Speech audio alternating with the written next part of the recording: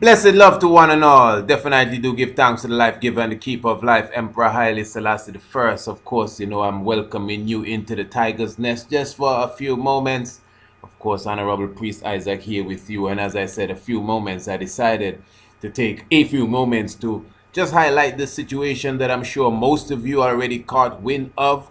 But I think it was just something that I needed to highlight as it relates to the murder of Brother Botam Jean from St. Lucia. And of course, many of you would know that, well, basically the trial, the case is over. Amber Guyger, that's her name. She was definitely convicted of his murder. And she received 10 years. After 5 years, she would be definitely eligible for parole as well. So I'm sure you would already, heard for sure that many people are in uproar and uprage, enraged, I should say, about that whole situation there. Not too many people happy. Some people are extremely upset. And as I said, this is very close to home. We're talking about St. Lucia. We're talking about in the Caribbean.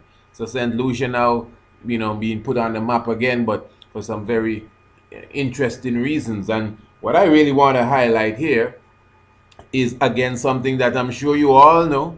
The brother that was murdered, his brother, I think his name is Ryan Jean. He himself in the court, he accepted, well, not accepted, no one gave him anything, but he decided to, not accepted, he decided to really forgive the killer for killing his brother. And then he showed an act, in the act of forgiveness and what people consider an act of love. He crossed the room and she also met him halfway and he hugged the killer. And I think afterwards, the judge herself came down and hugged the killer as well. And the judge is quote unquote African American as well. And of course, the brother that the woman killed was a black man from St. Lucia, and his brother, obviously, another black man. And I'm going to be going into this in much more detail tonight on the Shock of the Hour, our official recorded radio program. And of course, anyone who is a subscriber to the Shock of the Hour, you definitely will be getting that in your inbox. But let me just say here now, the reason why I think I want to highlight that, because obviously him hugging her has become a talking point. Him embracing her. A lot of people are saying, you see now, black people too soft. Look how we just forgive her. But is there something wrong with forgiveness? Is there something wrong with showing, that level of understanding, if you want to call it that? Because as the brother said, God himself would forgive you. He even goes as far as to say that his brother that was murdered by her, this is the way that he would have wanted it as well. And just quickly running through the whole situation, hey, let me just tell you straight up, I don't really, that's his emotions. I can't tell you I disagree with somebody's emotion, but I ain't for that at all. Trust me. But anyway, for those who may not know the story, she apparently went into the wrong room. I think she lived on the fourth floor and she lived on the third floor and she ran into the fourth floor thinking that it was her house. And she opened the door and she said she saw a man coming to her and she just bust two shots, shot him in the heart. Even ones are saying they're trained not to shot somebody in the heart. His own mother was saying that as a police officer, because she's a police officer, she's not trained to shoot in the heart. She's supposed to be able to shoot you 3 4 times and you'll be still alive up to now. And then there's a little whisper of some former affair between the two, but I don't want to go too far with that one there. I don't hear too much of that on the news, so let me just leave that at that. But what I'm saying here now, this is something. Let me just run a little of this and we'll take it from there. Can I give her a hug, please? Compassion, grace. Yes. Whatever you call it, in a hushed courtroom in Texas tonight, we witnessed it. 18-year-old Brand. In a hush room, courtroom in Texas tonight, we witness 18-year-old, 18-year-old he is, the brother there, the brother of the slave. Witnessed it. 18-year-old Brand John forgiving Amber Guyger, his brother's killer. If you truly are sorry, I know I can speak for myself. I forgive you. I know if you go to God and ask Him, He will forgive you. I don't even want you to go to jail. I want the best for you. Because I know that's exactly what both of them would want you to do. This unlikely ending, perhaps the biggest surprise in a case that captivated the nation for more than a year. Guyger, the former Dallas police officer, convicted of murdering 26-year-old Botham Jean in his own home. When Brant, Jean hugged her, a lot of emotion poured out of her. I think the healing process hopefully is starting to occur in her now. That young man is 18 and he is a leader. And he should guide us in healing. It's a rare act, easy to preach, hard to live. A grace we've seen before. In Pennsylvania, after a gunman stormed an Amish schoolhouse. Want you to listen good, to as the reporter just said, this act of grace we've seen before. Amish school in rural Lancaster County, Pennsylvania, has horrified the country. Hours later, members of the community visiting his wife to forgive. That shooting at a Charleston church, a racist. Remember this? Rage met with redemption from the victims' families. I would never be able to hold her Again. again, but I forgive you. We have no room for hate, so we have to forgive. And again today. It has truly been an emotional day today, and really an emotional time all throughout. Our Marcus Moore has been covering this case since the beginning. You were in the courtroom. What was the reaction? The judge did something I've never seen in 20 years plus of covering courts. She left the courtroom and returned with a little book, and then she started reading Bible passages, mentioning Bible verses. She said to Amber Guyger, I'm giving you my copy of the Bible to take into prison with you so that you can study it. And she said to her, you haven't done so much that you can't be forgiven. You did something bad in one moment in time. What you do now matters more. Moments before, the jury that convicted Guyger of murder handed up their sentence after less than 2 hours of deliberation. 10 years imprisonment in the Texas Department of Criminal Justice. Far less than the possible life behind bars the former officer faced. Guyger's mother pleading for leniency earlier in the day. She wanted to take his place.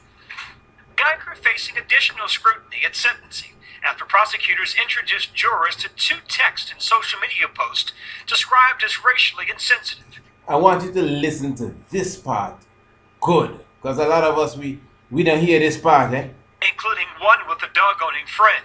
The friend telling Guyger the dog may be racist. It's okay, the former officer replied. I'm the same.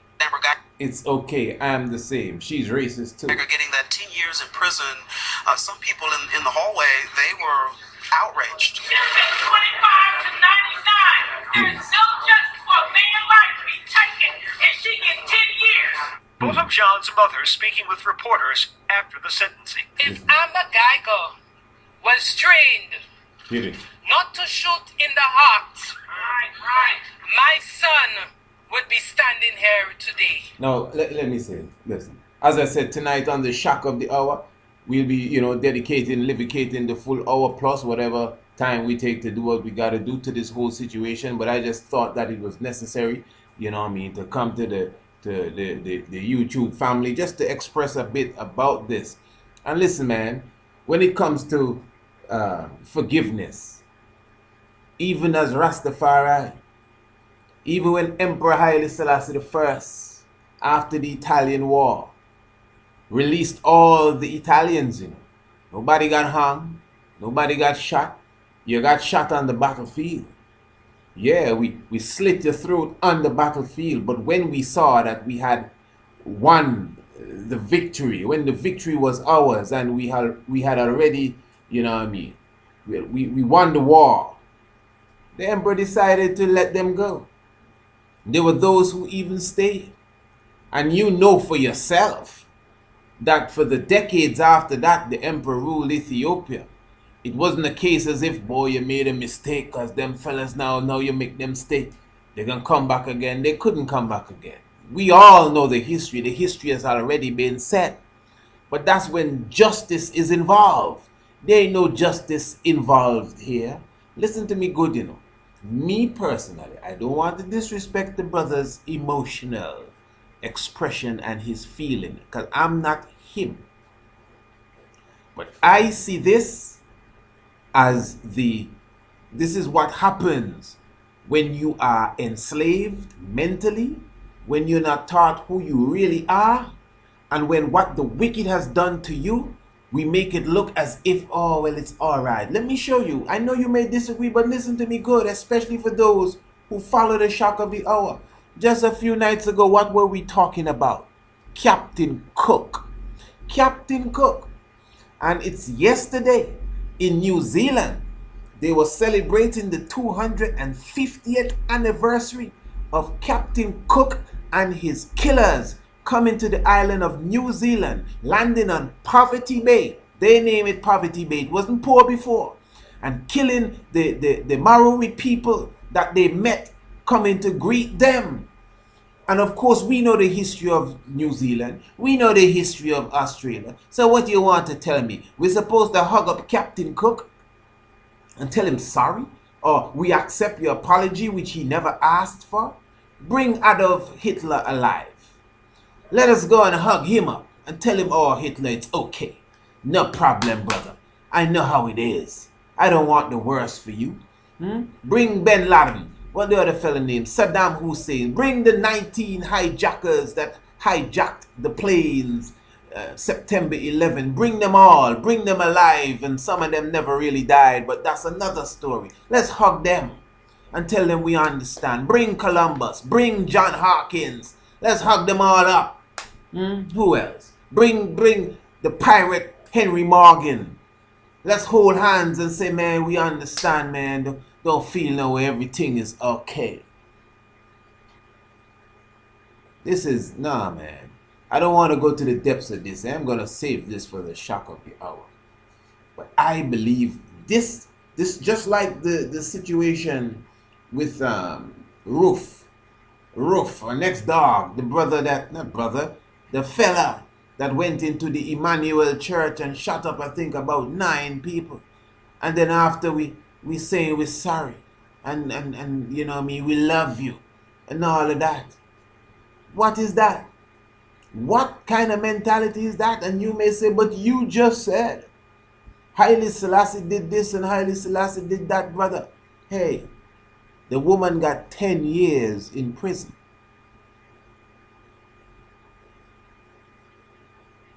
And after 5 years, she's going to be eligible for parole. If that was my brother and I embraced her, I would have tell her something in her ear that I ain't going to repeat here, because I don't want them to take the video down. That's how I think.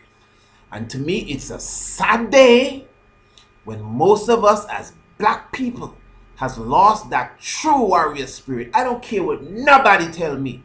It's a lack of love for our own self, where we just get like pop, like porridge, talking about we embracing the killer of our brother. This is live and direct in your face.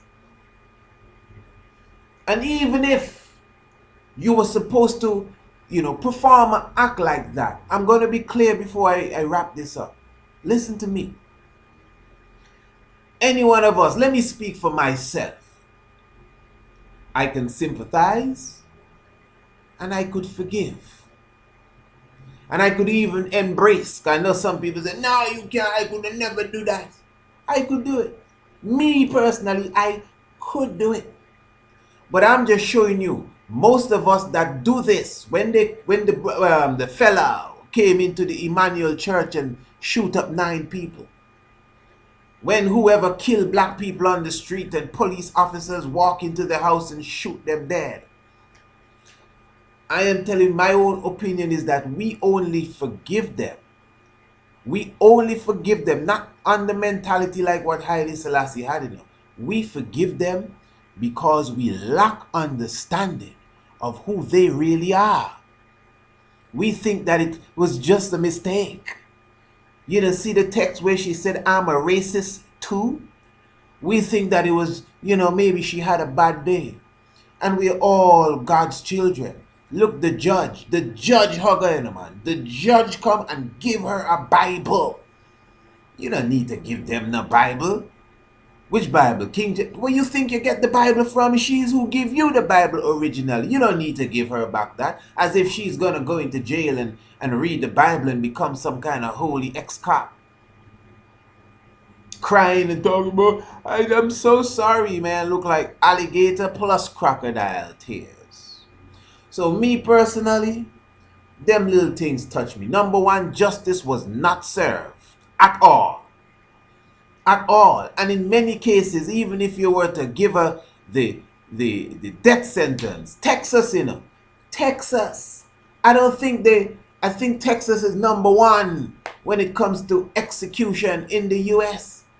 And you have a cold-blooded murderer here, and give her technically 5 years for killing the brother from St. Lucia.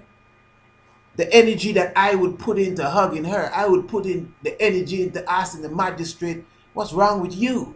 You're going to give her 5 years? Oh, well, it's 10. But you say after 5, she's eligible to get out of there. And we know 10 years, 10 solar years, not 10 prison years.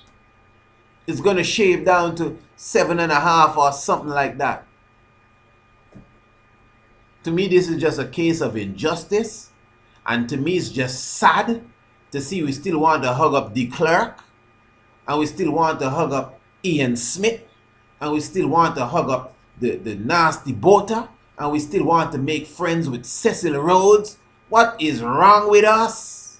This ain't no time to be hugging nobody. Kill your brother. Hug. Forgive. Jesus said, well, according to your philosophy, when Jesus come back with his sword, dipping in blood, which one of you gonna go up and beg for forgiveness? It ain't gonna work. There's a time and a place for everything.